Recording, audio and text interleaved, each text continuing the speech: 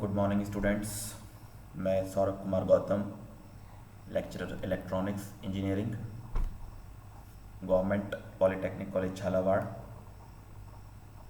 ई lectures की इस श्रृंखला में आप सभी का हार्दिक स्वागत अभिनंदन करता हूं।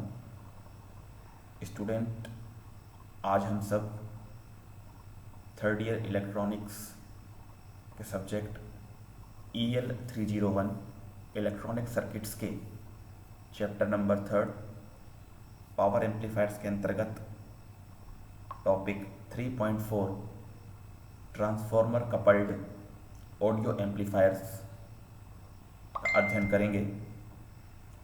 स्टूडेंट्स, यह टॉपिक से रिलेटेड इन्फॉर्मेशन हमने हमारे पूर्व लेक्चर में भी ली है, जब हमने क्लास ए एम्पलीफायर्स का अध्ययन किया था और वहाँ देखा था कि क्लास ए एम्पलीफायर्स की जो एफिशिएंसी होती है वो 30% होती है, और एफिशिएंसी को बढ़ाने के लिए हमने कलेक्टर सर्किट में डायरेक्ट हमने एक ट्रांसफॉर्मर कनेक्ट किया था। तो उसी टॉपिक को आज हम थोड़ा सा आगे बढ़ाएंगे। The construction of class A power amplifier can be understood with the help of below figure. The figure is similar to the normal amplifier circuit but connected with a transformer in the collector load itself. तो जैसा कि हम देख सकते हैं, यहाँ पर एक स्टेप डाउन ट्रांसफॉर्मर को कलेक्टर सर्किट में कनेक्ट किया है। ये फिगर हमने हमारे पूर्व लेक्चर में भी देखा था। Here the resistors R1 and R2 provide potential divider arrangement. The resistor RE provides stabilization. CE is the bypass capacitor and RE to prevent AC voltage. तो एक सर्किट में इंडिविजुअल कंपोनेंट का क्या काम है, यह भी हमें मालूम होना चाहिए। The transformer used here is a step down transformer. The high impedance primary of the transformer is connected to the high impedance collector circuit. The low impedance secondary is connected to the load, that is generally the loudspeaker. हमें मालूम है हमारे transformer के अंदर दो प्रकार की winding होती है, प्राइमरी वाइंडिंग और सेकेंडरी वाइंडिंग। तो हम आपको बताएंगे कि जो ट्रांसफॉर्मर का प्राइमरी है उसकी इम्पिडेंस हाई है। हमने जहाँ पे जो स्टेप डाउन ट्रांसफॉर्मर लिया है और उसको किससे कनेक्ट करते हैं हम, हाई इम्पिडेंस कलेक्टर सर्किट से। एंड जो लो इम्पिडेंस सेकेंडरी वाइंडिंग है उसको हम कनेक्ट करते हैं लोड से, जनरली लाउड स्पीकर, जिसका कि प्रैक्टिकल जो इम्पिडेंस होता है वो होता है 8 ओम। अब बात करते हैं ट्रांसफॉर्मर के एक्शन की। The transformer used in the collector circuit is for impedance matching. RL is the load connected in the secondary of a transformer.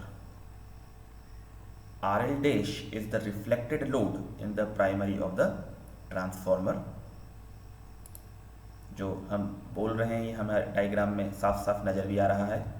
The number of turns in the primary are N1 and the secondary are N2. Let V1 and V2 be the primary and secondary voltages and I1 and I2 be the primary and secondary currents respectively. The below figure shows the transformer clearly. तो ये RL dash जैसा हमने बोला था, reflected impedance at the primary winding side। अब ये हमने आपके सामने एक इम्पोर्टेंट फार्मूला लिखा हुआ है कि how to calculate the reflected impedance in terms of our actual impedance, that is load impedance. RL dash is equals to N1 upon N2 का होल स्क्वायर इंटू RL। यहाँ पे हमने N1 अपॉन N2 को क्या है, number of turns in primary upon number of turns in the secondary. तो इस फॉर्मूले का अपने आप में डेरिवेशन भी होता है, लेकिन हम डेरिवेशन पार्ट पर ना जाकर इस फॉर्मूले को सीधा से याद रखेंगे कि what is reflected impedance in terms of actual impedance. A power amplifier may be matched by taking proper turns ratio in step down transformer. Okay, circuit operation की बात करते हैं। If the peak value of the collector current due to signal is equal to 0 signal collector current, then the maximum AC power output is obtained. So in order to achieve complete amplification, the operating point should lie at the center of the load line. The operating point obviously varies when the signal is applied. The collector voltage varies in opposite phase to the collector current. The variation of the collector voltage appears across the primary of the transformer. तो ये छोटा सा इसका circuit operation है। एक बार पुनः बात कर लेते हैं सर्किट एनालिसिस की। जब हमने ये प्रूव किया था कि transformer coupled class A amplifier की जो एफिशिएंसी होती है वो थियोरेटिकली 50% होती है और प्रैक्टिकली 40% होती है। एक बार जल्दी से ये डेरिवेशन पुनः एक बार हमने पहले भी किया था। The power loss in the primary is assumed to be negligible as its resistance is very small. The input power under DC condition will be P in DC is equals to VCC into IC, that quotient value.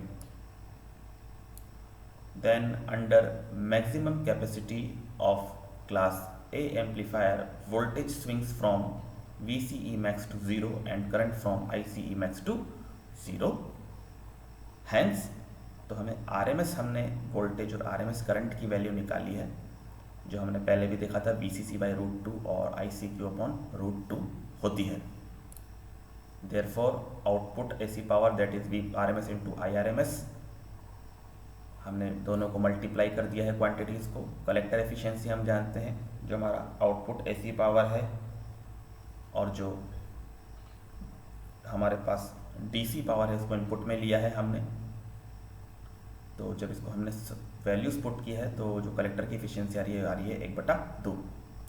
तो simply हमने देखा था कि the efficiency of class A power amplifier is nearly 30%, where it has got improved to 50% by using the transformer coupled class A power amplifier. Students ये एक तरह का revision है हमारा। अब एक बार बात कर लेते हैं कि what are the advantages and disadvantages as we have used a step down transformer directly in the collector circuit. The advantages of transformer coupled class A power amplifier are as follows.